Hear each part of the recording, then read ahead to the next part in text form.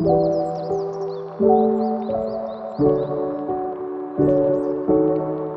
an la ilaha illallah wa asyhadu anna Muhammadan abduhu wa rasuluh. Rabbi shrah li sadri wa yassir li amri wahlul 'uqdatam min lisani yafqahu qawli, amma ba'du. Alhamdulillah wa syukurillah, saya diberikan kesempatan untuk bersilah ukhuwah bersama ukhti-ukhti solehah di dalam forum ini. Pembahasannya juga pembahasan yang lumayan seru ya. Jadi ini menimbulkan pertanyaan sebenarnya, be a great wife, supaya agar dicintai suami ya. Be a great wife itu gimana sih? Nah, ini sebenarnya jadi pertanyaan. Itu apa istrinya yang kayak malaikat ya? Nah, kadang gitu ya. Kan bukannya nggak mungkin ya kita itu menjadi seperti malaikat. Nah, pembahasan kita kali ini memang bukan membahas sosok ideal seorang istri dengan gambaran seperti malaikat. Bukan seperti itu, karena kita bukan malaikat. Nah, jadi ketika dikatakan be a great wife itu yang seperti apa? Istri hebat itu kayak gimana sih gitu ya. Nah, istri hebat itu bukan ternyata kalau kita lihat-lihat gitu ya, kalau kita lihat-lihat secara ramai di sosial media, oh istriku hebat, oh istriku istri idaman gitu ya. Kadang yang tampil itu adalah istriku itu tetap cakep, tetap cantik meskipun dia ngurusin rumah tangganya. Istriku itu bisa bikin rumah itu selalu rapih meskipun anaknya banyak. Nah kan gitu ya, seringkali kita mikirnya gitu karena yang digambarkan di sosial media itu banyaknya seperti itu. Atau bahkan istriku yang hebat itu adalah dia selalu bisa mendengarkan apa yang curahan hati suaminya, atau dia bisa mendampingi apapun pembicaraan suaminya, termasuk membahas soal bola gitu ya. Kalau zaman dulu tuh kayaknya bapak-bapak itu seneng banget kalau bisa nonton bola bareng sama istrinya. Itu zaman saya masih sekolah gitu. Sampai saya bingung gimana ceritanya, saya bola aja nggak ngerti gitu ya. Nama-nama pemain sepak bola aja, posisi-posisinya saya nggak ngerti. Apa saya nggak bisa jadi istri yang hebat gitu ya. Nah ternyata kalau kita mengikuti standarnya manusia, kita akan stres sendiri. Karena manusia itu akan selalu cenderung membuat kriteria yang almost impossible. Jadi nyaris nggak mungkin untuk bisa dicapai oleh sosok seorang istri. Karena bayangan yang istri yang hebat, istri yang idaman, istri yang dicintai suami itu standarnya kan beda-beda ya.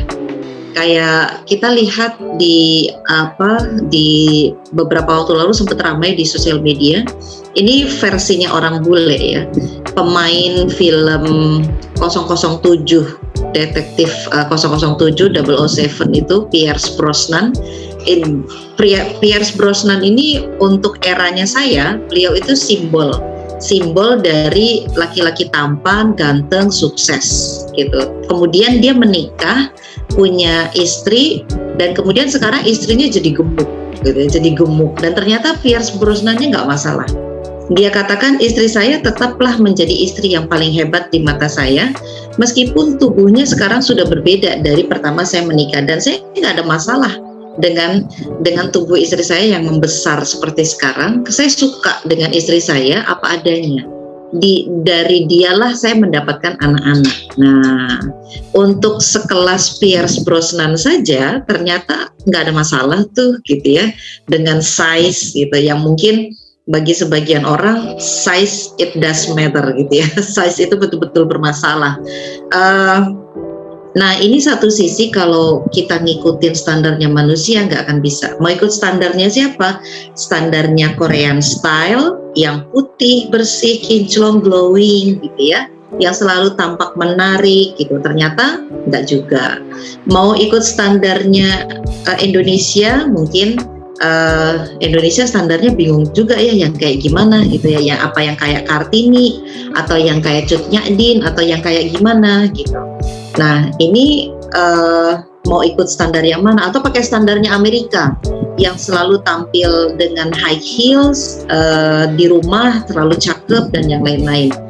Ternyata bagi seorang muslim, bagi seorang yang beriman kepada Allah, standar-standar manusia itu gak ada apa-apanya. Dan kita hanya akan capek di urusan fisik saja kalau kita mencoba mengikuti standar itu. Dan sayangnya banyak dari kaum muslimin agak terbuai ya. Banyak dari kaum muslimin itu agak terbuai dengan rumah tangga yang bagus itu ya seperti standarnya manusia.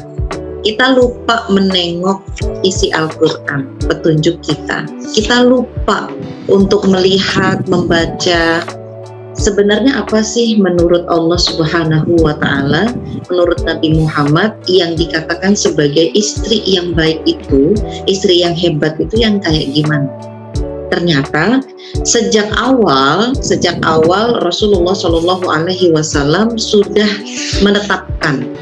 Jadi sudah menetapkan satu saran yang sangat bagus bagi seorang laki-laki untuk memilih seorang perempuan. Dan ini adalah perempuan paling berharga, ya. Dari mana itu? Nah, hadis riwayat Bukhari dan Muslim menjelaskan tungkahul mar'ati arba'in. Jadi di perempuan itu dinikahi dengan alasan arba'in. Ada 4 hal. 5 liha karena hartanya, jadi karena malnya, karena hartanya. Wali hasabiha karena kecantikannya, hasab karena bukan kecantikan, karena nasab ya, hasabiha. Wali jamaliha karena kecantikannya, karena rupanya. Wali diniha karena agamanya. Ini satu petuah yang Rasulullah tekankan betul. Dengan lafaz berikutnya, apa yang dikatakan oleh Rasulullah pada lafaz selanjutnya, fangzur bizatid dini taribat yadak. Jadi fangzur, maka pilihlah bizatid dini karena agamanya, taribat yadak, maka kamu itu akan beruntung, kata Rasulullah. Sekarang kita tengok, untuk memilih istri saja Rasulullah itu menekankan untuk pilihlah karena agamanya. Jadi hal yang akan membawa keberuntungan, meskipun nggak dilarang ya, meskipun nggak dilarang memilih seorang istri itu karena kedudukannya, karena kecantikannya, karena hartanya, boleh. Jadi nggak haram, boleh. Tapi kalau kamu mau beruntung, maka pilihlah karena agamanya. Nah, jadi ternyata Rasulullah Shallallahu Alaihi Wasallam mengatakan kalau kamu niscaya kamu akan beruntung, niscaya kamu itu akan menjadi orang yang beruntung. Dalam perjalanan rumah tangga, kecantikan itu akan hilang dalam waktu mungkin 1 bulan ya, 1 bulan yang super cantik gitu ya, yang kinclong glowing. Kalau dilihat-liatin sebulanan setiap hari, itu lama-lama kan jadi nggak cakep lagi, bosen gitu ya. Yang ganteng juga gitu, diliatin sebulanan aja gitu ya, sebulan, 2 bulan, itu lama-lama ya biasa aja gitu kan. Kemudian yang kaya itu sebentar aja udah bisa berubah lagi. Kemudian yang nasabnya, oh ini justru banyak fakta menunjukkan kalau semakin tinggi nasabnya, justru semakin banyak urusan berikutnya yang harus dijaga, kehormatannya dan segala macam, untuk urusan nama baiknya, kedudukannya. Tapi kalau agamanya, ternyata agamanya itu membuat seorang perempuan yang tidak cantik, menurut versi umum, ternyata setelah dia menikah, perempuan yang tidak cantik itu bisa menjadi cantik. Itu bisa menjadi cantik. Karena ternyata laki-laki melihat fisik itu hanya detik pertama dan kedua. Berikutnya dia nggak lagi melihat fisik. Berikutnya laki-laki itu memerlukan istri yang bukan hanya setia ya, tapi istri yang taat. Makanya perintah berikutnya di dalam rumah tangga seorang istri itu hanya perlu taat saja. Hanya perlu taat. Untuk apa? Untuk bisa mendapatkan akses ke surga. Dan seorang laki-laki itu akan sangat senang luar biasa, akan tenang hatinya, tentram jiwanya ketika memiliki istri yang taat. Bayangkan saja ketika dia memiliki seorang istri yang tidak taat, perkara remeh saja. Jangan keluar rumah tanpa menutup aurat ya. Terus istrinya nggak bisa. Ini pekerjaan, ini kehidupanku. Kamu nggak usah atur-atur urusan kehidupanku. Kalau aku pakai kerudung, nanti aku nggak bisa kerja. Urusan seperti itu saja, suami itu sudah belingsakan. Sejatinya, laki-laki itu tidak ingin punyanya dia, maksudnya miliknya dia. Istri itu kan milik ya. Kepemilikannya itu kan sudah berubah dari milik bapaknya, wali utamanya, kemudian berpindah kepada suaminya dengan ikatan mitsakon golizo. Nah, dia punya mainan saja itu nggak sembarangan dikasih ke orang. Dia punya mobil-mobilan, laki-laki, anak kecil ataupun yang sudah besar. Kalau dia punya koleksi, dia nggak akan memberikannya ke orang lain dengan mudah. Kadang bahkan dia masukkan ke lemari kaca dan orang lain hanya boleh melihat di balik kaca. Nah, itu adalah secara naluri laki-laki itu begitu terhadap apa yang menjadi hal paling berharga di dalam hidupnya. Nah, ketika seorang suami menghendaki istrinya itu untuk menutup aurat, tapi ternyata istrinya nggak mau, itu menjadi keresahan tersendiri. Bisa hilang ketenangan dalam rumah tangga itu sampai lebih dari 50% hanya karena istrinya nggak mau pakai tutup aurat. Dan itu kita saksikan beberapa waktu lalu di pengakuannya Arie Untung ya. Pengakuannya Arie Untung ketika dia sudah hijrah. Nah, ketika laki-laki itu sudah hijrah, dia tahu agama, maka keresahan itu akan semakin besar. Kenapa istriku belum pakai kerudung? Terus dia coba ajak istrinya untuk pakai kerudung, ternyata nggak semudah itu. Maka sangat beruntung, kata Rasulullah, betul-betul sangat beruntung seorang laki-laki yang mendapatkan perempuan karena agamanya. Dan itu menjadi standar juga bagi para sahabat tabi'in dan tabi'ut tabi'in. Salah satunya adalah yang dialami oleh seorang ulama besar, yaitu Sa'id Ibnul Musayyab, yang ketika dia memilihkan menantunya, yaitu seorang laki-laki. Jadi ini kan perempuan, anaknya dia perempuan, anaknya Syekh Sa'id Al-Musayyib ini adalah perempuan cakep, kemudian ahli hadis, pinter agamanya. Bahkan seluruh kota itu dialah yang paling pintar. Nah, ketika memilihkan calon menantu, datanglah calon menantunya itu adalah seorang anak pejabat, anaknya khalifah pada waktu itu. Jadi datang anak khalifah, ternyata ditolak. Aku tidak meridui agamanya. Gitu. Dari sisi apanya? Kan anaknya khalifah tuh kaya, gitu ya, cakep, gitu. Tapi ternyata nggak disetujui. Ternyata yang disetujui apa? Yang disetujui itu adalah muridnya dari Syekh Sa'id Al-Musayyib yang ternyata adalah seorang duda dan miskin. Sodalah duda miskin, gitu. Nggak kaya amat, gitu, dan nggak ganteng-ganteng amat. Ternyata yang disukai oleh mertuanya, yaitu Syekh Sa'id Al-Musayyib ini adalah agamanya. Saya sebagai seorang bapak akan merasa tentram untuk menyerahkan perwalian anak saya itu kepada seorang laki-laki yang agamanya bagus, yang diridhoi. Dan ternyata alhamdulillah di dalam perjalanan kehidupannya anak-anaknya itu menjadi anak-anak yang luar biasa. Nah, nanti bisa dicek biografinya Sa'id Al-Musayyib, bahwa ada salah satu fenomenal di dalam kisahnya itu adalah berani menikahkan anaknya kepada seorang laki-laki yang tidak masuk kriteria top di dalam menurut perhitungan masyarakat.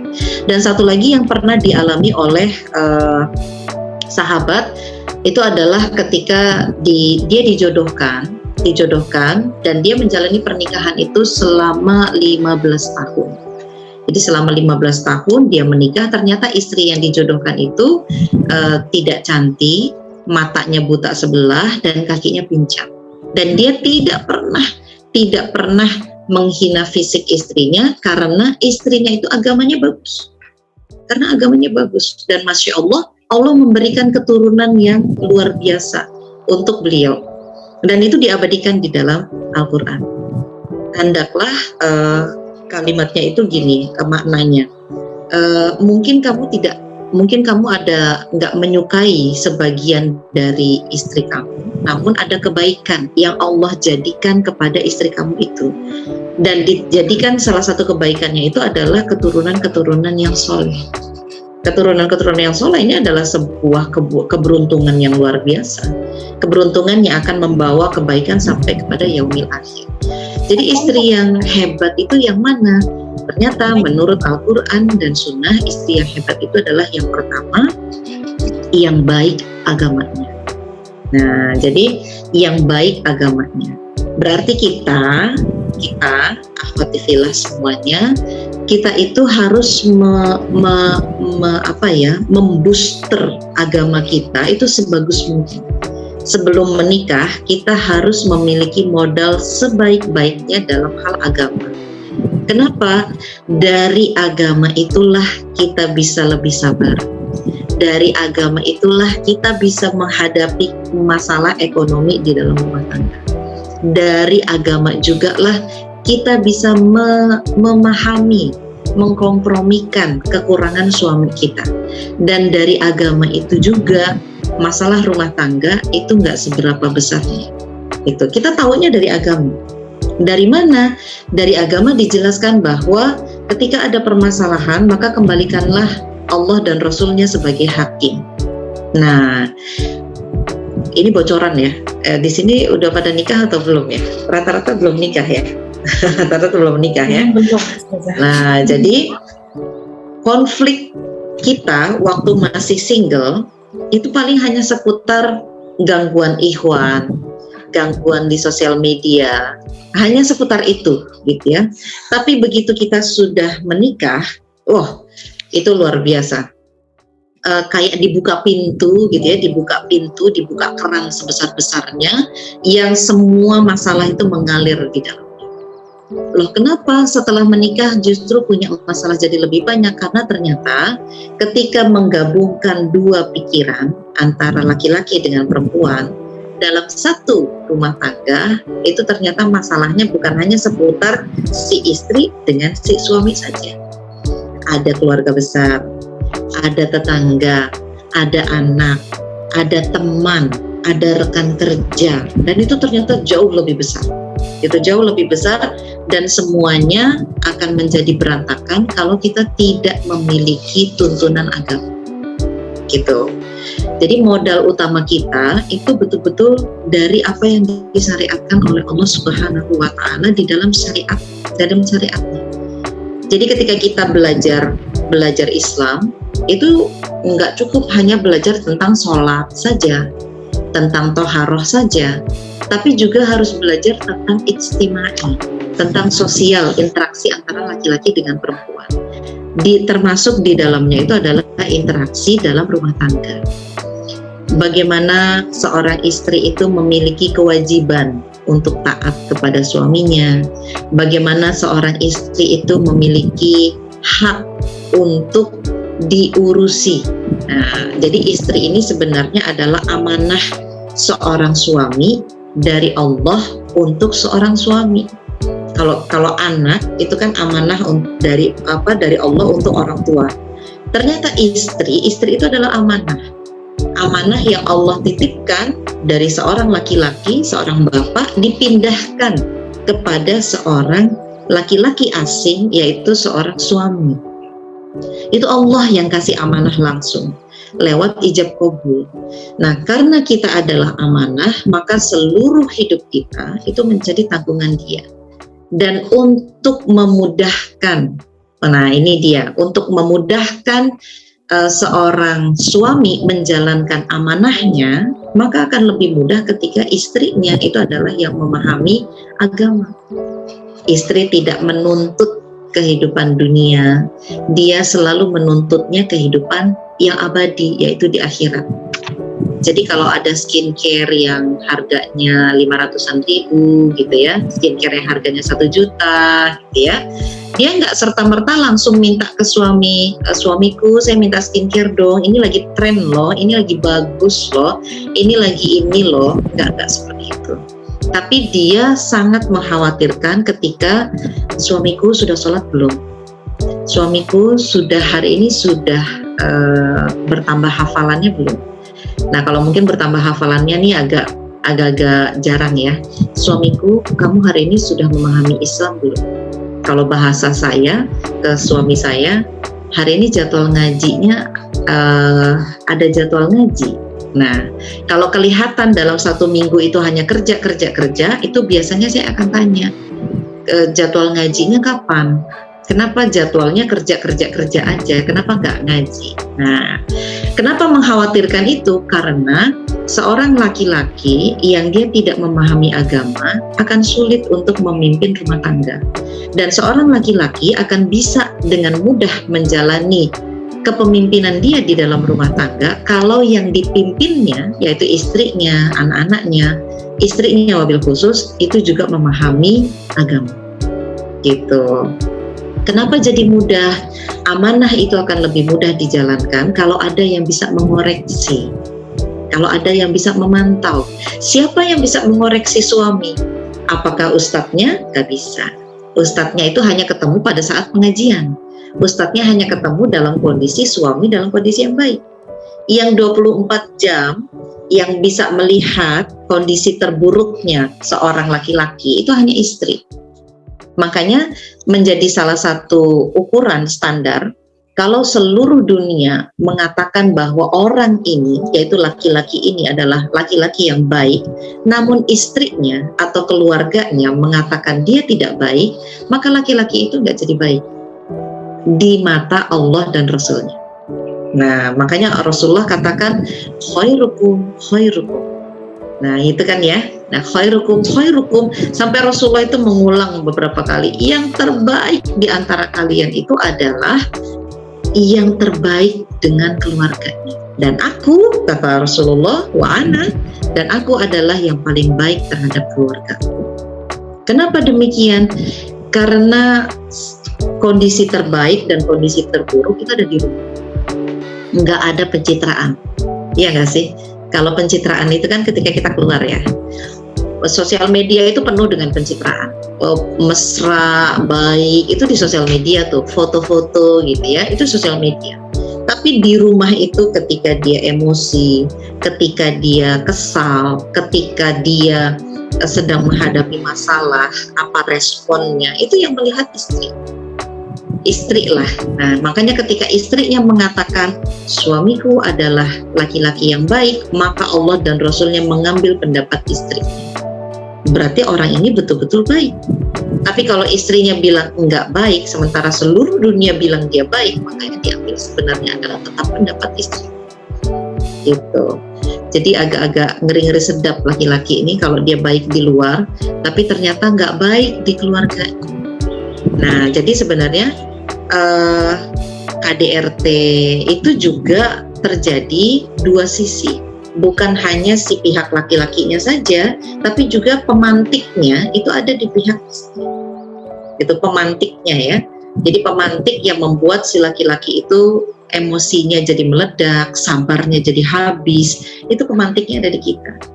Nah, seorang istri yang paham agama, ketika dia khilaf gitu ya, namanya juga manusia. Ketika dia khilaf sempat memantik rasa marah suaminya, rasa emosi suaminya, maka seorang istri yang memahami agama, dia nggak segan-segan untuk minta maaf. Ternyata perkara minta maaf saja, ini kalau nggak paham agama, susahnya bukan main. karena masalah ego itu bisa mengalahkan semuanya, gitu, mengalahkan semuanya, termasuk ya kalau katanya menikah karena cinta, itu kalau egonya sudah kesentuh hilang itu rasa cintanya, gitu. Jadi menaklukkan rasa ego, menundukkan egoisme diri itu juga dari agama. Kenapa saya harus tunduk sama suami? Kenapa saya harus taat sama suami? Itu kalau nggak karena iman, maka dia nggak akan mau melakukan itu. Termasuk minta maaf sama suami meskipun dia sebenarnya nggak salah, gitu. Meskipun dia sebenarnya nggak salah.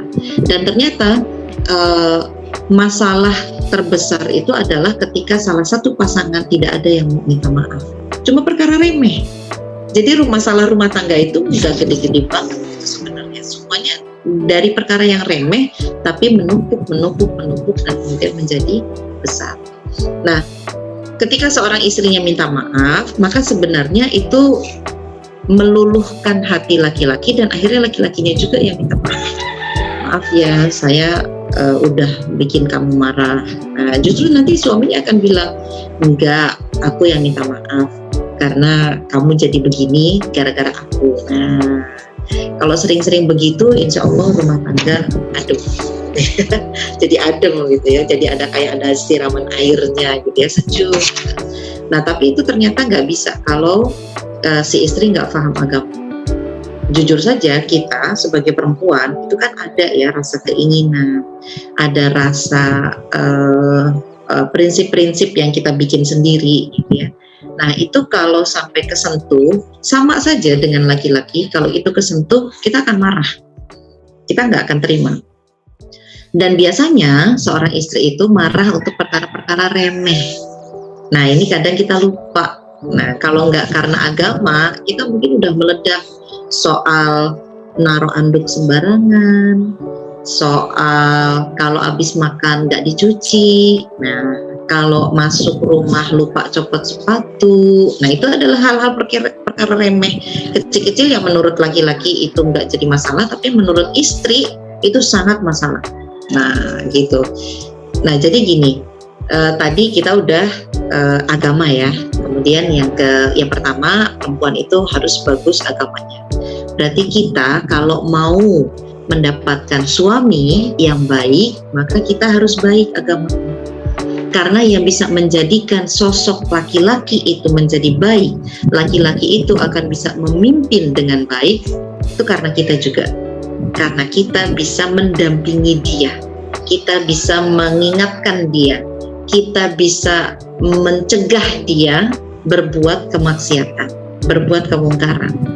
Jadi kita nggak ada tuh yang namanya seperti mengharapkan durian runtuh ya. Laki-laki yang beriman, laki-laki yang baik, kemudian saya dibimbing sama dia. Nah ini yang perlu kita ingat. Kita itu manusia, suami kita juga manusia. Dan Allah katakan seorang istri itu separuh agama suaminya. Separuh, kita ini sama-sama separuh. Istri itu separuh agama suaminya, suami separuh agama istrinya. Kita ibarat, dalam bahasa yang lain, kita itu ibarat pakaian bagi suami kita. Maka bagaimana bisa menjadi hebat seorang istri tanpa laki-laki yang paham agama? Dan seorang laki-laki juga tidak bisa menjadi hebat kalau istrinya tidak mengingatkan dia ketika dia berbuat salah.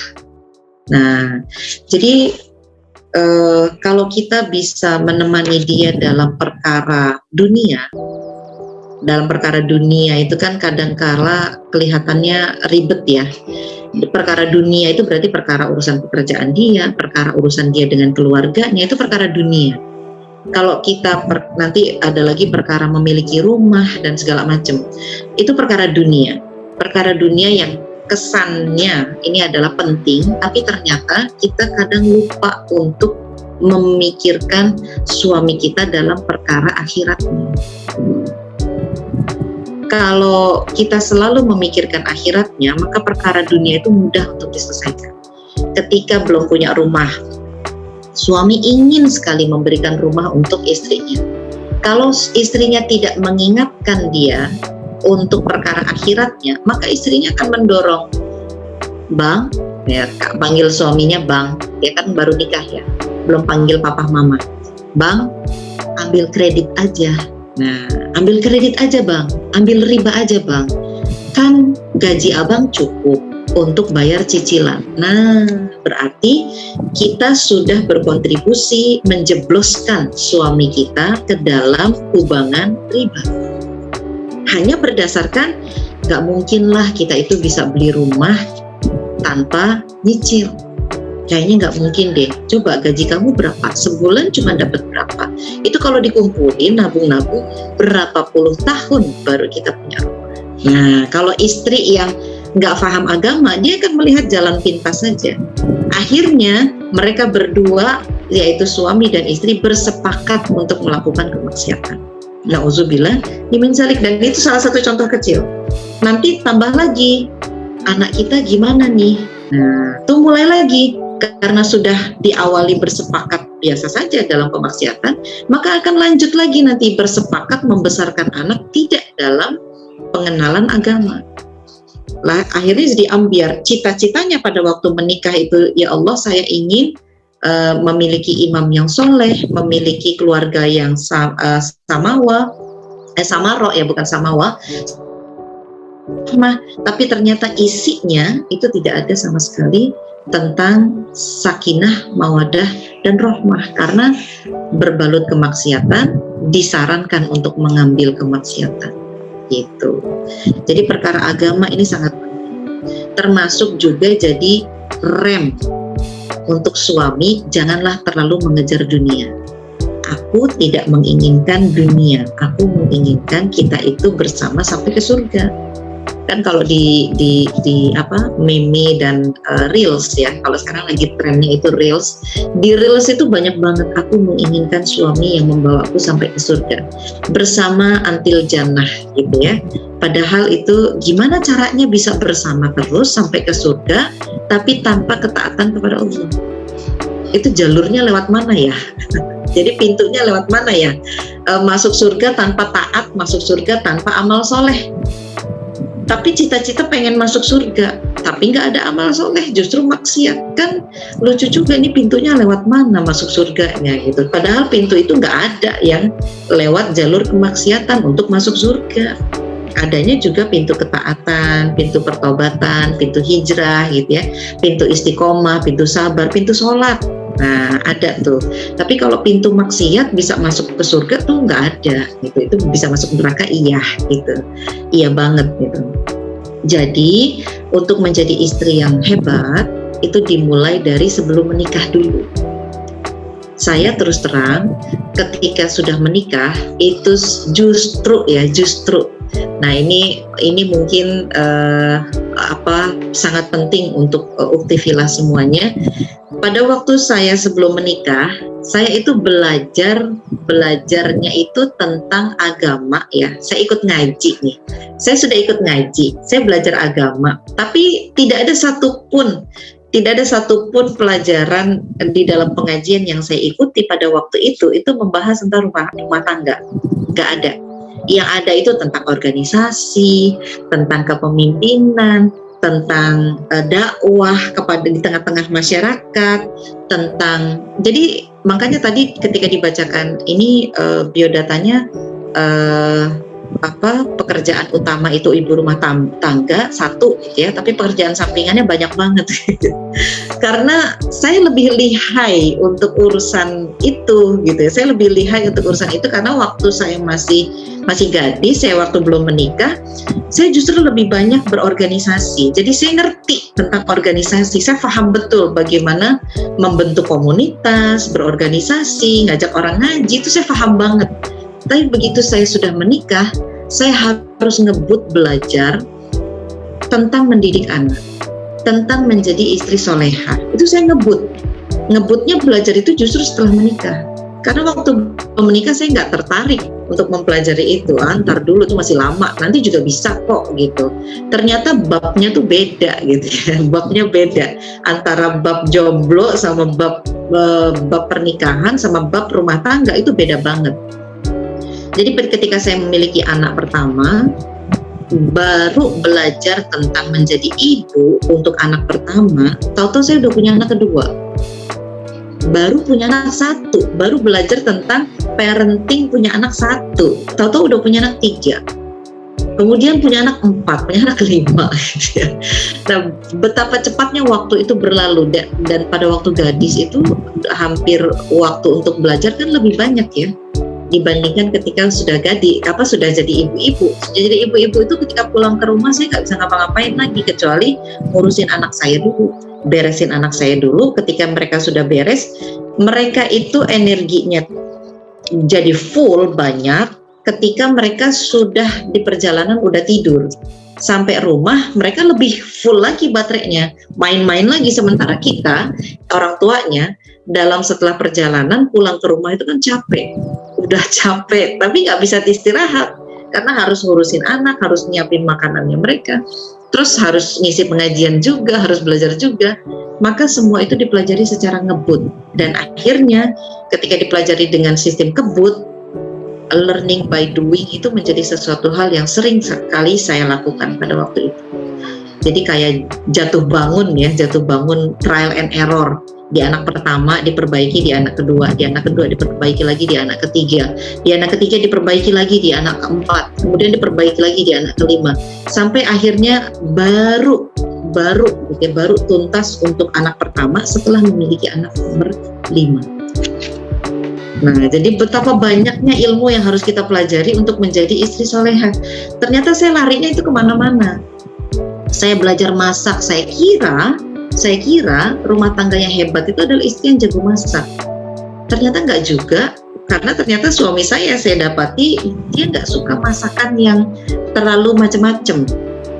Ya Allah, ini berarti kemudahan buat saya.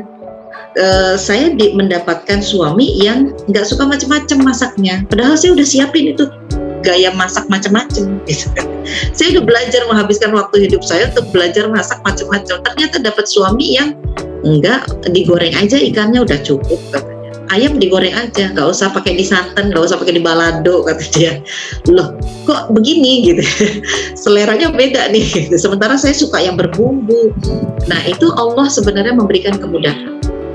Jadi Allah memberikan kemudahan ketika kita fokus kepada hal yang lebih utama. Jadi urusan dunia itu gampang, urusan akhirat itu yang susah.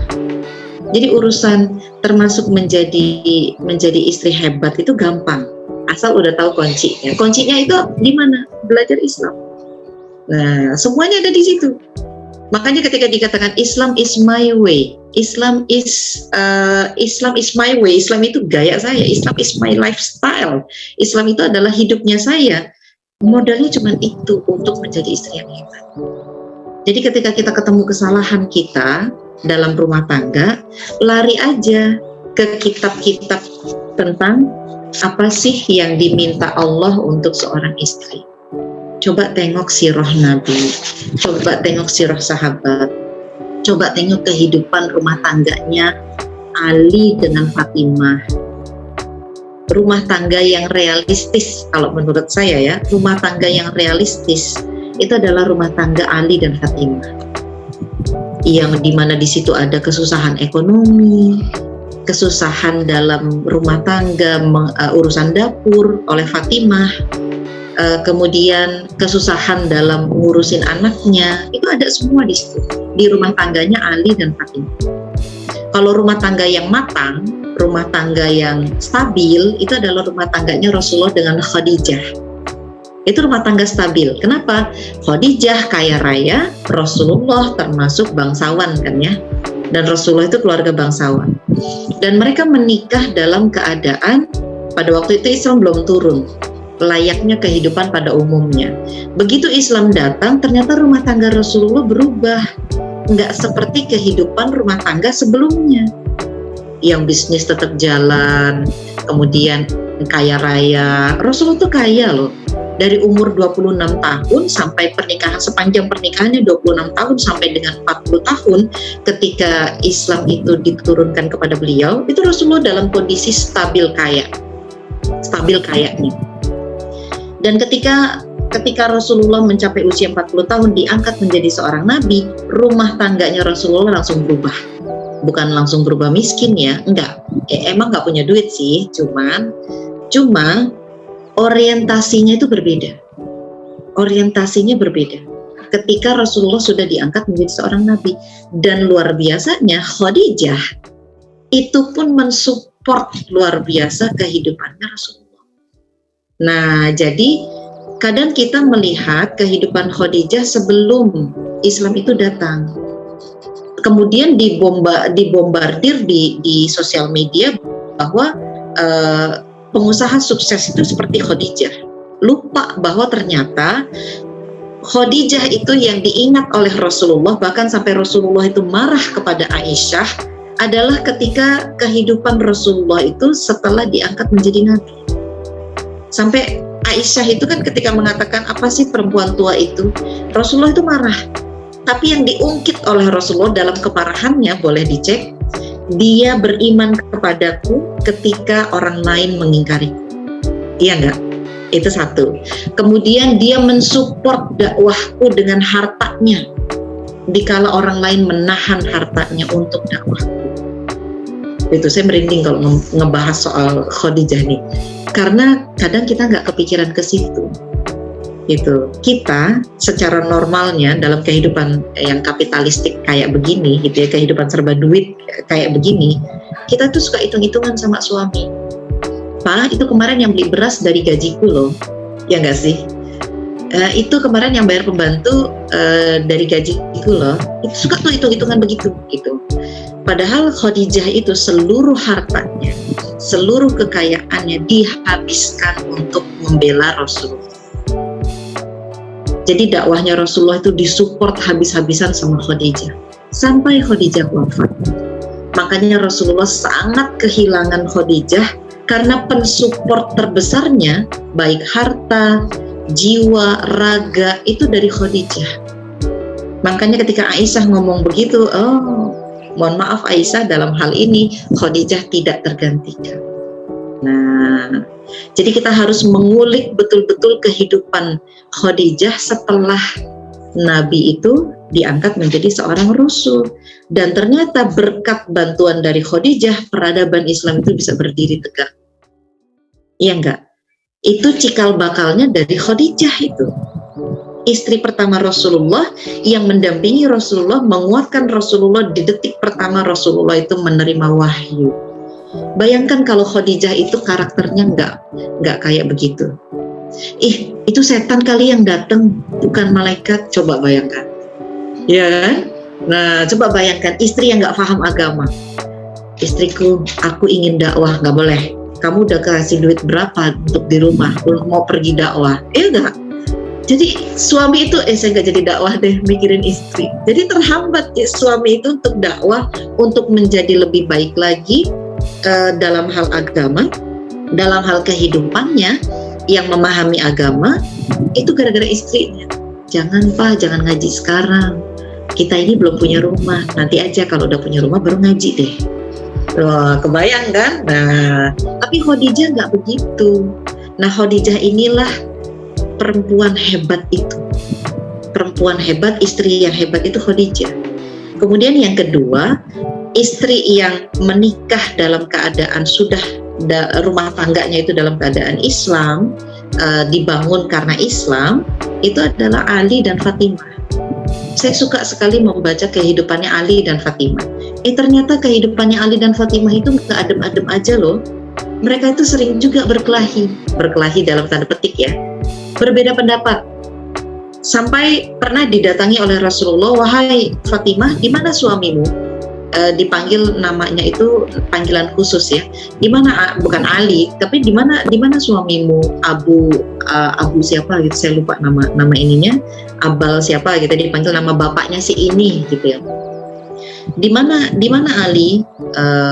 Sejak zuhur tadi dia nggak pulang. Nah, itu udah waktu-waktu asar. Sejak zuhur tadi dia nggak pulang, biasanya dia pulang. Ini lagi ada konflik tuh.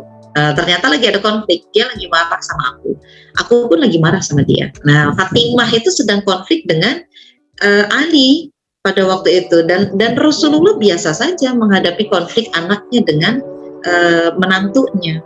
Kemudian disamperin Ali itu ke dalam masjid, dibangunin. Abu Turab, nah saya baru ingat namanya. Iya Abu Turab, iya Abu Turab. Jadi Ali bin Abi Thalib itu dipanggil Abu Turab oleh Rasulullah. Iya Abu Turab, bangun, pulanglah ke rumah. Jadi kalau lagi ada konflik, Rasul itu menyarankan jangan pergi begini. Udah pulang ke rumah sana, udah lama, udah kelamaan pergi keluar, pulang sana ke rumah. Baikin lagi hubungan dengan Fatimah. Nah, jadi Rasul nggak marah adanya perbedaan pendapat antara Ali dengan Fatimah. Itu wajar, manusiawi. Dan kita pasti nanti ketika menikah itu pasti akan memiliki perbedaan pendapat dengan suami. Nah, istri yang hebat itu gimana? Istri yang hebat itu kayak Ali dengan Fatimah. Kayak Fatimah. Ketika ada perbedaan pendapat, Fatimah mempertahankan pendapatnya, tapi tetap berlaku ahsan dengan suaminya. Gitu. Jangan begitu berbeda pendapat, saya nggak memasak hari ini. Nah, jadi langsung udah masak aja sendiri, makan aja sendiri. Jangan begitu ya. Jadi berbeda pendapat, tapi tetap masak, tetap menyediakan. Tapi Alinya belum bisa. Nah, Alinya belum bisa, dia pergi dulu untuk ngademin. Jadi untuk menenangkan pikirannya, Ali itu menjauh dulu ke masjid. Coba larinya itu bukan ke kafe gitu ya, bukan ke kedai-kedai kopi, tapi ke masjid untuk mendekatkan diri kepada Allah. Nah, itu rumah tangga yang luar biasa itu Ali dengan Fatimah. Rumah tangga yang dari awal itu sudah di dalam Islam, didikannya Rasulullah.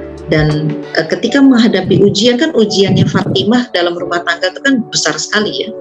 Fatimah itu selalu dapat uang sebenarnya, tapi Fatimah selalu membelanjakan uangnya itu untuk sedekah. Jadi nggak dipakai, dia hanya memerlukan apa yang dibutuhkan saja.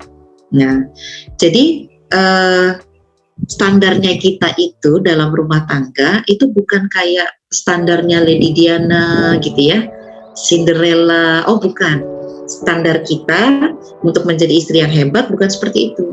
Atau seperti siapa yang Korea itu ya dalam film World of Merit, nah saya nggak ngikutin gitu ya. Atau yang terbaru sekarang Ikatan Cinta gitu ya, enggak, kita bukan itu. Jadi kita nggak gitu banget gitu ya, nggak banget gitu, pokoknya nggak banget. Kita itu standarnya kalau mau menjadi istri yang hebat itu seperti Khadijah setelah Islam datang. Khadijah sebelum Islam datang itu sudah hebat. Dan lebih hebat lagi, Ibunda Khadijah menunjukkan kepada kita, mengajarkan kepada kita, justru setelah Islam datang, Khadijah itu selalu berdiri membela Rasulullah. Kita juga gitu. Suami itu meskipun ada salah, kita nggak boleh langsung menjelek-jelekkan suami kita di hadapan orang tua kita. Duh mah, suamiku tuh mah ya, pokoknya gini-gini deh. Jelek banget. Nggak boleh itu. Itu aib suami, itu harus kita simpan. Jadi ketika ditanya oleh ibu kita yang sebelumnya mungkin kita dekat, biasa curhat gitu ya, nggak mungkin ada rahasia, tapi ketika sudah menikah maka rahasiakanlah aib suami. Rahasiakan, karena seringkali, dan ini akan terjadi berulang-ulang, kita kesel sama suami tapi besoknya udah baik. Tapi kalau ibu kita tahu jeleknya suami kita, maka ibu kita itu akan terus-menerus tidak menyukai suami kita, karena dianggapnya dia tidak baik dalam mengurusi anaknya dia. Maka rahasiakan aibnya suami, kecuali itu adalah aib yang ditunjukkan secara nyata. Nah, jadi itu termasuk salah satu kunci menjadi istri yang hebat. Nah, saya udah kelebihan ya? Ya Ustazah, mohon maaf. Iya, jadi nanti kita tanya jawab aja ya. Jadi kuncinya itu adalah di agama, dan role model kita untuk menjadi istri yang hebat, untuk dicintai suami seperti Rasulullah mencintai Khadijah, itu ya seperti Khadijah. seperti Ali yang mencintai Fatimah, meskipun Ali kemudian setelah Fatimah meninggal, Ali kan menikah lagi dan memiliki keturunan-keturunan lain selain bersama Fatimah. Tapi apa yang ditunjukkan oleh Fatimah dalam mendampingi rumah tangganya bersama Ali itu adalah role model yang luar biasa untuk kita. Dan itulah istri-istri hebat, Khadijah, Fatimah, Aisyah, Ummu Salamah, dan yang lain-lainnya. Gitu. Mungkin itu dari saya. Silakan jika ada yang mau bertanya, saya kembalikan ke Mbak Ulfa. Jazakillah khair Ustazah, Masya Allah materi yang disampaikan oleh Ustazah di sini kita bisa menggarisbawahi beberapa poinnya, bahwasannya untuk menjadi seorang great wife gitu ya, itu prosesnya harus kita siapkan bahkan sebelum kita punya status itu gitu ya, agar karena ketika kita mempersiapkan agama sebelum mempersiapkan ya dengan kita memperbanyak sakofah kita ya terhadap Islam gitu ya, bagaimana mengilmui diri kita tentang bagaimana nanti berkeluarga, itu akan menjadi solusi bagi permasalahan-permasalahan yang akan dihadapi nanti ketika sudah berkeluarga gitu ya. Dan saya persilahkan kepada peserta Akhwati Fillah sekalian, silahkan jika ada yang ingin bertanya secara langsung bisa langsung raise hand atau bisa dituliskan juga di kolom chat ya pertanyaan-pertanyaan yang ingin diajukan kepada Ustazah. Silahkan. Jika belum ada, ini sudah ada pertanyaan yang masuk kepada panitia ya dari form pendaftaran. Ini pertanyaannya Ustazah. Assalamualaikum warahmatullahi wabarakatuh. Ustazah, izin bertanya, bagaimana seharusnya yang kita lakukan yang sebenarnya semuanya sudah kita lakukan, kewajiban terhadap suami, semua kemauan juga sudah dituruti, tapi sikap suami tetap cuek. Nah, bagaimana caranya menghadapi agar cintanya kembali seperti awal menikah, Ustazah? Terima kasih sebelumnya. Silakan Ustazah. Iya, ini sebenarnya problematika dalam rumah tangga yang klasik untuk yang menikahnya sudah lama. Jadi rawan kehilangan cinta. Jadi berapa lama sih krisis kehilangan cinta itu dalam rumah tangga? Ada yang hitungan bulan, ada yang hitungan tahunan. Tapi rata-rata yang terbesar momen kehilangan krisis kehilangan rasa cinta dari seorang suami kepada istrinya itu adalah di 5 tahun pertama. Nah, jadi 5 tahun pertama itu data paling besar ya. Data paling besarnya itu di 5 tahun pertama. Kenapa bisa sampai demikian? Karena 5 tahun pertama itu biasanya kehidupan rumah tangga yang tadinya hanya berdua, 5 tahun pertama itu mungkin sudah bertiga atau berempat. Jadi sudah ada anak. Dan seorang istri itu ketika sudah memiliki anak, maka fokus konsentrasinya tidak lagi kepada suami. Nah, ini adalah sumber yang pertama, terjadinya pengabaian. Nah, pengabaian terhadap suami. Nah, karena kita fokusnya ke anak. Aduh, anak itu kan lucu gitu kan, dan perlu perhatian sepanjang waktu gitu. Mulai dari dia baby, bisa jalan segala macam, lupa kalau ada sosok lain, sosok dewasa yang harus diperhatikan dan harus dipenuhi kebutuhan-kebutuhan dia. Apa itu kebutuhannya? Kebutuhan untuk diberikan perhatian dan rasa kasih sayang.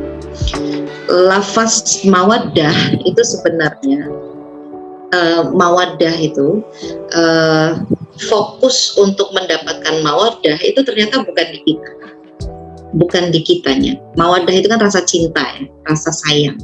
Tapi ternyata yang harus dilakukan itu adalah seorang istri menggapai cintanya suami. Kenapa cintanya suami, seorang istri yang harus berusaha? Karena cintanya suami itu bisa pasang surut. Nah, bisa pasang surut. Memangnya istri enggak ya? Cenderung lebih mudah untuk bertahan cinta itu kepada seorang istri dibanding seorang laki-laki. Nah, kenapa laki-laki itu sedikit saja tidak diperhatikan, terus dia mendapatkan rasa perhatian itu dari orang lain, nah itu udah mulai luntur tuh. Udah mulai goyang. Jadi yang namanya rasa cinta untuk dibangkitkan lagi, kita harus mengenali dulu si cinta ini munculnya dari mana. Nah, cinta itu kan gorizah.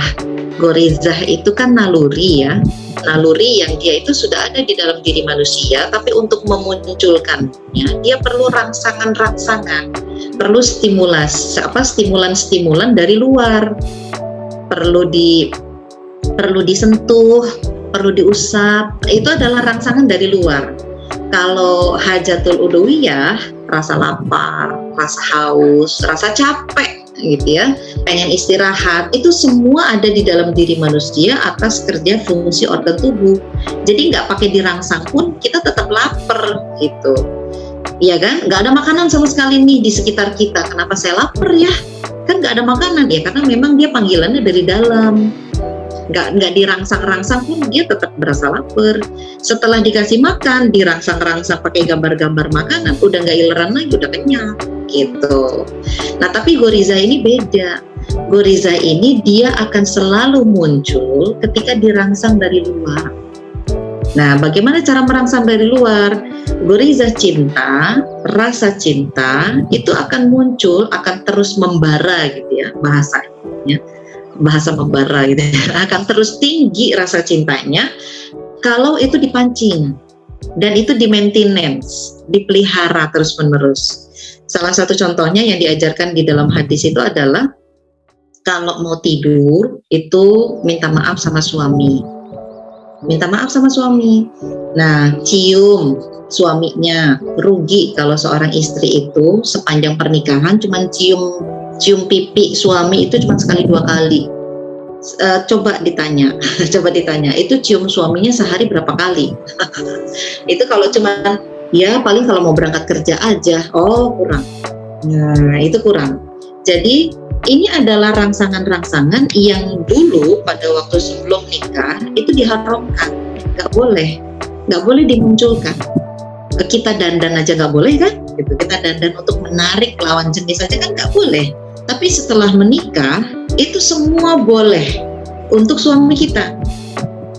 Apa bahasa ininya, ganjen-ganjen sama suami itu jadi boleh loh. Jadi wajib, bahkan centil-centil sama suami, manja-manjaan sama suami itu jadi wajib. Yang tadinya diharamkan harus mandiri, harus tegas, nggak boleh manja. Tapi kalau sama suami itu beda. Gitu. Jadi kalau ada suami pura-pura aja nggak bisa ngangkat galon. Nah, itu merangsang rasa cinta. Mas, tolong bantuin dong angkat galon nih, nggak kuat nih. Aduh, dengkulnya udah nggak kuat, gitu kan? Punggungnya udah nggak kuat. Tapi begitu suami lagi keluar kota, jangankan galon ya, motor pun bisa diangkat sama kita. Nah, jadi letakkan kemandirian itu saat suami nggak ada. Tapi begitu suami ada, bermanja-manjalah semaksimal mungkin. Tapi jangan sampai bikin enak ya ampun istriku manja betul gitu. Nah, ada standarnya, ada ukurannya ya, manja-manja. Jadi selalu minta tolong sama suami. Jadi tunjukkan kepada suami, saya membutuhkan kamu, saya memerlukan kamu gitu. Mas, tolong ambilkan dong pampersnya. Aduh, makasih ya Mas ya. Nah, jangan lupa ucap terima kasih. Itu adalah rangsangan-rangsangan goriza. Bagaimana supaya bisa cinta muncul seperti di awal pernikahan? Coba diingat-ingat apa yang dilakukan di awal pernikahan. Kadang itu udah nggak dilakukan lagi setelah usia pernikahan 5 tahun. Dulu tiap pagi bikinin teh, sekarang Mas bikin tehnya tuh ada di dapur, bikin sendiri ya. Nah, berarti udah beda kan? Nah, rasa cinta hilang langsung. Ya ampun, la ilaha illallah, kata suaminya. Coba deh, dia lagi ngerjain kantor nih ya, ngerjain tugas kantor, terus kita datang sama secangkir teh atau secangkir jahe gitu ya, atau kita beli aja bandrek di depan rumah gitu ya, beliin bandrek, Mas ngelembur ya, iya nih aku sediain bandrek, padahal beli gitu ya, padahal beli di depan. Itu perhatian kayak begitu, itu udah langsung Masya Allah istriku. Nah gitu. Jadi cium, pegang tangannya. Karena ketika kita pegang tangan suami kita, menyatukan jari jemari kita, itu dosa kita berguguran. Makanya rugi kalau sampai seorang istri nggak sempet lagi pegangan tangan. Oh ya Allah, nah itu berarti nanti rasa cintanya akan luntur. Jadi munculkan lagi, karena gorizah itu akan semakin minta dituntut ketika semakin tinggi rangsangannya. Jadi bukan rangsangan yang pakai seksi-seksi baju gitu, bukan yang seperti itu. Tapi ini perhatian, sekedar perhatian aja. Mas sudah sholat, Mas sudah makan, Mas aku bikinin teh mau, kayak gitu aja. Jadi nak tunggu sebentar ya nak ya, kamu main dulu, mama mau tukerin papa dulu. Nah gitu. Jadi jangan semua waktu kita untuk anak tapi bapaknya dilupain. Nah gitu. Jadi munculkan lagi perhatian kepada suami, hal yang ringan, hal yang kecil, tapi itu ternyata akan menyentuh hal yang paling dalam dari suami. Mas, anduknya aku ambilin ya. Kayak gitu. Sini aku jemurin anduknya. Itu udah bikin dia bisa bengong gitu. Istriku masih perhatian loh. Nah, jadi seperti itu. Jadi munculkan lagi stimulan-stimulan pada waktu awal pernikahan, berdandanlah, bercantik-cantiklah. Kalau kita itu sudah nikah, biasanya kita bangun pagi itu nggak mau dandan. Tanggunglah mau masuk dapur, pakai bedak luntur, nah kan gitu kan. Terus mandinya itu biasanya setelah suami pergi ke kantor baru mandi. Oh ini jangan, pagi-pagi mandi pakai bedak yang cakep gitu ya, bukan pakai bedak yang cakep, sekedar pakai bedak aja biar nggak minyakan gitu ya, sekedar pakai bedak aja. Terus antar suaminya, temenin makan gitu, cuman sekedar kita tampil rapih saja itu udah bikin seneng dia. Istriku rapi di rumah loh gitu. Ini enggak, bedak dipakai kalau kita mau keluar rumah. Jadi suami yang beliin bedak tapi suami nggak pernah ngelihat kita pakai bedak kan, salah ya penempatannya. Wajar cinta suami itu jadi luntur karena ternyata kita tidak menstimulan rasa cintanya suami. Dan percayalah ketika kita memancing seperti itu, kita akan mendapatkan perhatian dari dia juga. Jadi itu akan berbanding terbalik gitu. Jadi bukan berbanding terbalik, akan berbanding lurus. Apa yang kita berikan itu akan didapatkan. Nah, gitu. Sabar ya. Jadi kalau sikap suami cuek, itu sebenarnya dia nggak cuek. Cuman nggak sempet nunjukin. Nah, kita memahaminya gitu. Nggak sempet nunjukin ekspresi karena bisa jadi dikejar deadline, diharuskan untuk segera menyelesaikan tugas tor gitu ya. Nah itu kadang dia nggak sempat nunjukin, makanya kita ajarin aja yang kecil-kecil. Ngajarinnya gimana? Kita kasih perhatian yang kecil-kecil gitu.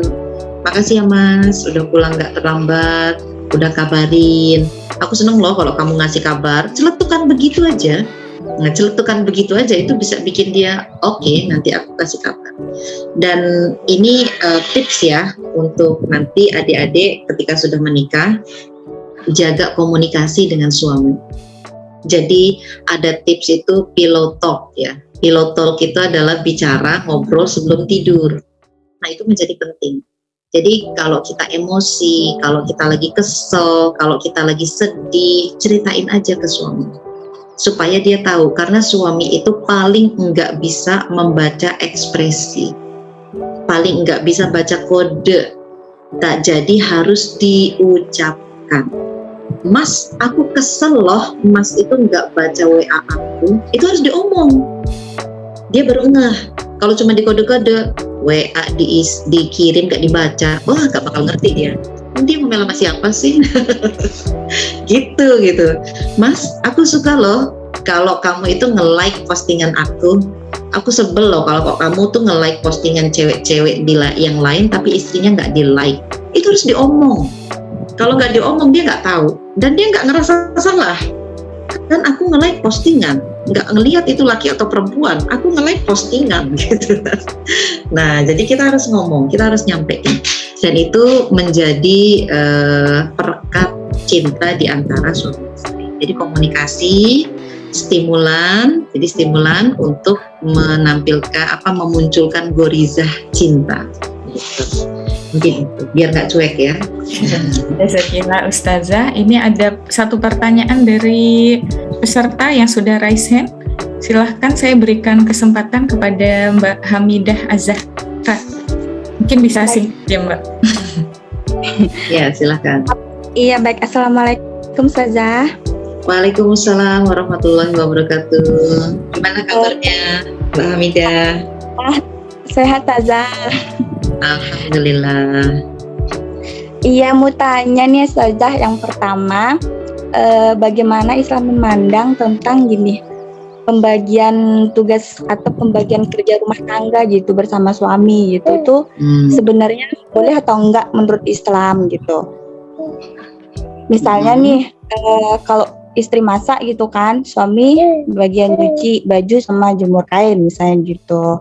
Terus nanti kalau misalnya udah pulang kerja, kan istri udah capek tuh, nanti suami yang cuci piring kayak gitu. Gimana Islam memandang? Yang pertama. Iya. Kedua, ini pengasuhan yang tepat untuk anak usia 6 bulan atau masih bayi gitu. Jadi Midah kan alhamdulillah nih anak usia udah 6 bulan kan gitu. Jadi Masya paling Allah. hanya dengerin murotal aja gitu. Kalau diajak ngaji gitu malah kadang Al-Qur'annya sering diremut-remut gitu. Jadi gimana sih pengasuhan yang tepat gitu. Jadi biar nggak salah itu untuk kedepannya gitu saja. Iya. Cukup saja. Silahkan Ustazah, mungkin bisa sekitar 5 menit ya Ustazah. Iya, masih banyak ya pertanyaannya. Baik, Rasulullah SAW telah membagi tugas secara basically, jadi secara utama, yaitu tugas Ali adalah di luar rumah, tugas Fatimah di dalam rumah. Itu secara basically. Jadi tugas utamanya seorang laki-laki, seorang suami itu adalah yang di luar rumah, penafkahan dan segala macam. Dan tugas istri itu adalah umun warabatul bait yang terkait dengan rumah tangga. Tapi, nah ada tapinya nih, hubungan antara suami istri itu adalah hubungan sahabat, hubungan persahabatan. Yang namanya hubungan persahabatan, sahabat itu kan nggak akan membiarkan sahabatnya menderita sendirian ya. Jadi ya namanya sahabat itu layaknya kita punya sahabat deh, layaknya kita punya sohib waktu masih sekolah, zaman-zaman sekolah. Kamu nanti datang jam berapa? Aku datang jam sekian. Oke, aku jemput ya. Nah gitu, biar kita bisa berangkat bareng. Nah, sohib itu susah ditanggung bersama, senang dinikmati bersama. Itu sohib, namanya juga sohib. Nah, berarti suami memang utamanya itu adalah di luar rumah. Tetapi ketika dia melihat istrinya, dia belum menyelesaikan tugas rumah tangganya dengan baik karena tersita waktunya untuk ngurusin anak, maka suaminya lah membantunya. Gitu, suami membantu istrinya, entah cuci piring, entah nyetrika, nggak ada masalah, boleh. Makanya saya suka meme yang terakhir itu beredar di sosial media, itu benar bahwa suami yang ngebantuin istrinya di rumah, nyuci piring, nyetrika dan segala macam, itu bukan suami takut istri, tapi itu suami yang paham agama. Betul banget gitu, meme itu betul banget bahwa kalau dia paham agama, dia nggak akan membiarkan itu, istriku ini cucian belum beres loh, istriku ini nasi mana belum dimasak. Bukan hanya begitu, tapi begitu dia lihat nasi belum dimasak, terus dia lihat istrinya lagi ngapain. Nah kalau istrinya lagi tidur kecapean, nah dia nggak serta-merta bangunin, mah nasi belum mateng, nasi belum dimasak, masak nasi masak nasi mah, nggak begitu. Tapi ketika dia lihat istrinya lagi kecapean, oh ya sudah, dia yang masak nasinya, gitu, dia yang masak nasinya. Begitu juga dengan istri itu nggak dilarang untuk bekerja kan, mubah. Ini pun dalam rangka saling membantu. Ketika ada kondisi ekonomi rumah tangga itu suaminya sedang diuji, maka istrinya boleh membantu. Tapi itu statusnya boleh sama seperti suami boleh membantu pekerjaan di dalam rumah tangga yang itu menjadi tanggung jawab istri. Boleh, jadi sama-sama boleh. Si istri boleh bekerja membantu ekonomi di rumah, membantu suaminya menafkahi. Si suami boleh juga membantu urusan rumah tangga si istri. Dan itu di dalam Islam masing-masing mendapatkan pahala. Suami membantu istrinya itu dapat pahala, istri membantu suaminya itu juga dapat pahala, gitu. Jadi nggak ada masalah. Di dalam Islam itu memang dibagi tugas, bahwa tugas utama aulawiyatnya itu adalah dia bekerja di luar. Tapi ketika dia melihat istrinya, kan pekerjaan istri itu 24 jam nggak kelar-kelar ya. apalagi ada tambahan lagi gitu ya, ngurus anak, dakwah gitu kan, itu juga tambahan gitu. Nah itu kita dilihat lagi, kalau ternyata istrinya belum selesai mengerjakan tugas rumah tangga, maka suami membantu. Bahkan di dalam kitab Nizamul Ijtimai disebutkan oleh Syekh Taqiyuddin An-Nabhani, kalau seorang suami itu dan juga disebutkan di dalam kitab Nizam Islam bab pasal Ijtimai itu disebutkan seorang suami itu harus menyediakan asisten rumah tangga untuk istrinya sampai segitu. Dan kalau dia tidak bisa membiayai asisten rumah tangga, maka dirinya lah, si suaminya lah yang akan membantu istrinya. Jadi intinya itu persahabatan. Jadi kalau sahabatnya terlihat kepayahan, kesusahan, maka sahabatnya yang satunya membantu, yaitu suaminya gitu. Nah, kemudian tentang pengasuhan anak, usia 6 bulan itu adalah usia untuk melatih motorik. Jadi wajar saja ketika ditunjukkan Al-Quran akan dikremes-kremes sama dia, karena memang dia sedang melatih motorik. Dia bukan untuk dikasih buku yang kertas berupa mushaf Al-Quran, tapi diperdengarkan murotal iya. Dan yang paling bagus itu adalah ibunya, ibu dan bapaknya yang ngomong langsung. Mau makan, yuk kita baca doa mau makan, itu kita ajak ngomong, meskipun dia belum bisa ngomong ya. Tapi anak usia 6 bulan itu semua motoriknya sedang dilatih untuk berfungsi. Pendengaran, perabaan, penciuman, pengecapan, itu semuanya. Kan dia MPASI ya, kalau 6 bulan itu sudah mulai bisa makan, maka itu semuanya harus dilatih. Kasih dia pegang biskuit, kasih dia pegang kerupuk, kasih dia pegang wortel atau kentang, biar dia rasakan teksturnya. Nah, jangan segan untuk mengulang-ulang. Yuk baca Allahumma barik lana fima rozaqtana wa qina adzabannar. Bahkan ketika dia mau menyusu, jangan dulu dikasih ASI-nya sebelum selesai baca doa mau makan. Dan ketika dia selesai menyusu, kalau dia tidak tertidur sekalipun, kita tetap bacakan doa sesudah makan. Gitu. Jadi kita yang membacakan.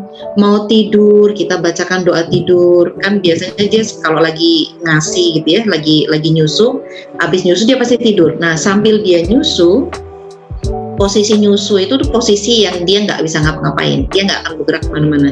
Maka ibunya melafazkan surat-surat pendek, jangan dibaca An-Naba dulu, itu ketinggian untuk anak 6 bulan. Jadi jangan itu, jadi baca Al-Ikhlas, Al-Falaq, Al-Fatihah, itu dibacakan ayat kursi, itu boleh, itu diulang-ulang. Repetition itu penting untuk usia anak di bawah 5 tahun, repetition. Jadi pengulangan, ini pegang nah, ini busa, Masya Allah, ini Allah yang ciptakan, kita ajak ngomong dia, karena itu nanti pendengarannya akan terlatih. Jadi semua motorik, termasuk motorik genggaman, motorik ininya. Nah itu jadi pengenalan awalnya di situ. Dan kita, ibunya, itu jangan bosan-bosan untuk mengenalkan Allah. Jadi dia itu sebenarnya bisa mendengar, bisa memahami, tapi nggak bisa merespon. Anak umur 6 bulan gitu. Nanti dia akan merespon di usia berapa? Di usia dia mulai 1 tahun, 2 tahun, itu akan merespon. Nah, saya dulu kalau anak-anak mau tidur itu justru saya bacain artikel tafsir Al-Quran dari Al-Wa'i. Saya bacain aja, karena dia nggak ngerti isinya, tapi dia suka dengan intonasi suara ibunya. Nah, karena kan suara kita ketika baca beda dengan ketika kita ngomong ya, apalagi ketika kita ngomel, itu beda lagi tuh. Nah, dia paling suka ketika kita intonasinya tuh sedang membaca. Baik itu membaca artikel Islam, baik itu kita membaca Al-Quran, ini dua-duanya sama penting ya. Dua-duanya sama penting, karena ibunya juga perlu untuk memahami tentang artikel-artikel Islam. Jadi kalau kita pegang handphone sambil menyusui anak, baca saja artikelnya. Menjadi istri soleha, tahu nggak nak, sambil usap-usap, sambil dia nyusu, istri soleha tuh begini. Dia nggak ngerti nggak apa-apa, tapi dia mendapatkan motorik telinga dari gerakan ibunya, mulutnya, suaranya, kemudian ekspresi wajah ibunya itu dikenali semuanya. dan kenali kepada dia sedini mungkin tentang Islam. Gitu. Jadi mulai yang simple, kecil, remeh. Nah itu adalah tahapannya 6 bulan. 6 bulan sampai dengan 2 tahun ya. Sampai dengan 2 tahun nanti pengenalannya itu makan, minum, tidur, masuk kamar mandi, pakai baju. Nah ini doa mau pakai baju, ingat nggak? Jangan-jangan ibunya lupa.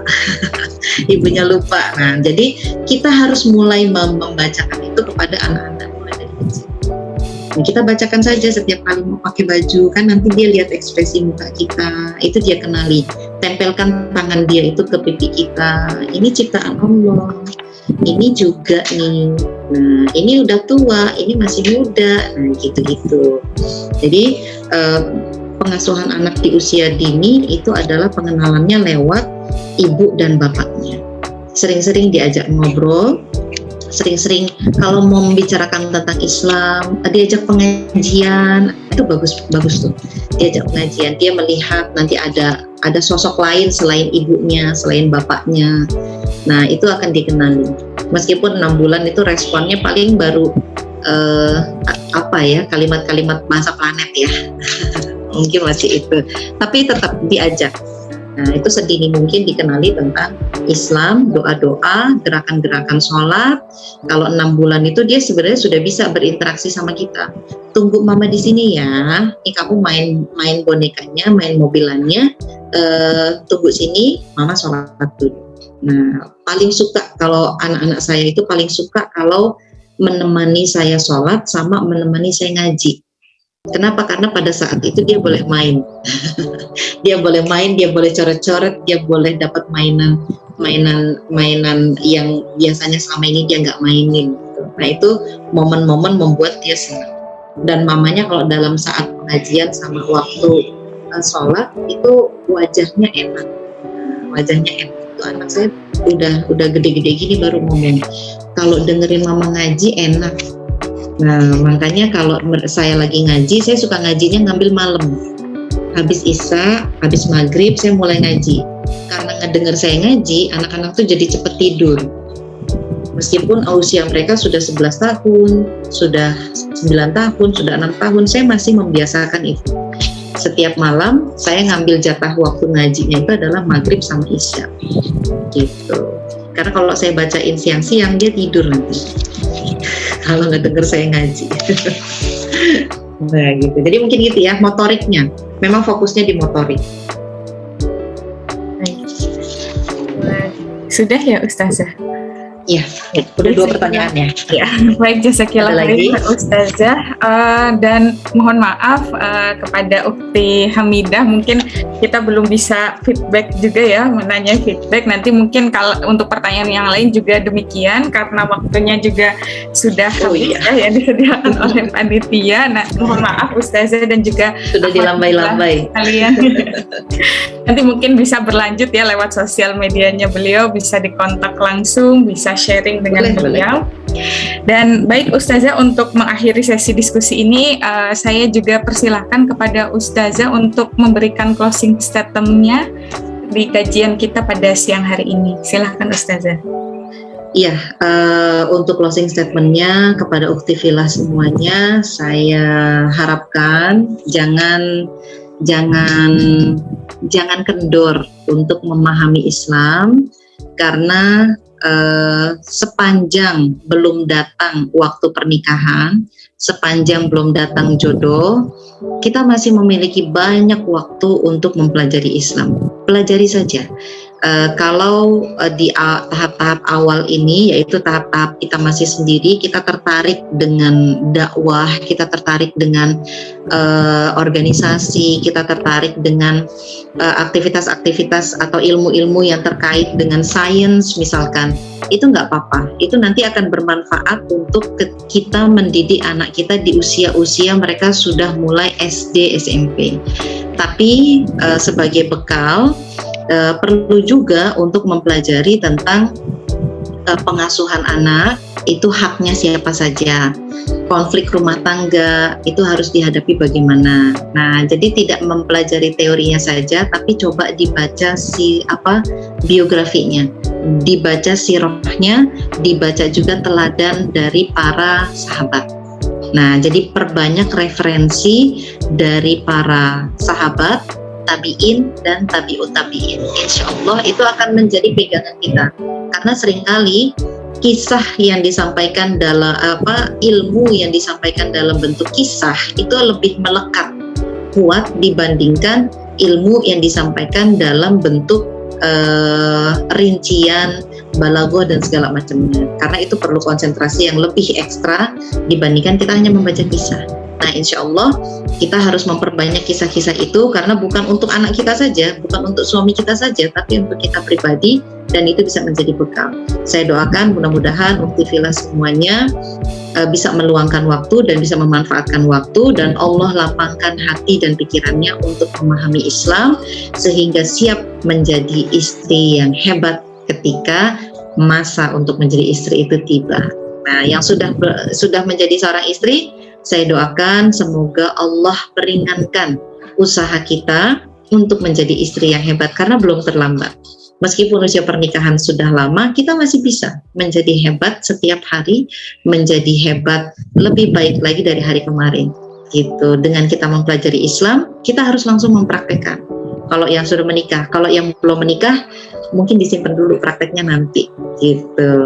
Jadi jangan bosan-bosan untuk mempelajari Islam dan terus bersemangat untuk melaksanakan Islam. Baik, Masya Allah, jazakillahu khair. Kami ucapkan kepada Ustazah